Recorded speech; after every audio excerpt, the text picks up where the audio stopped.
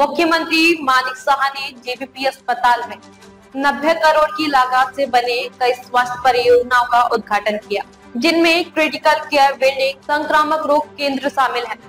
उन्होंने एम्स नई दिल्ली से टेलीमेडिसिन लिंक की भी शुरुआत की। मुख्यमंत्री ने कहा कि ये पहले त्रिपुरा को स्वास्थ्य सेवाओं में आत्मनिर्भर बनाने की दिशा में महत्वपूर्ण कदम है, ताकि राज्य के मरीजों को अब इलाज के लिए बाहर न जाना पड़े। स्टेज शेयर করেছিলাম, সেখানে ওনার সাথে আমার পরিচয় হয়। এমসে আমার এক দুবার ওনার সাথে কথা হয়েছিল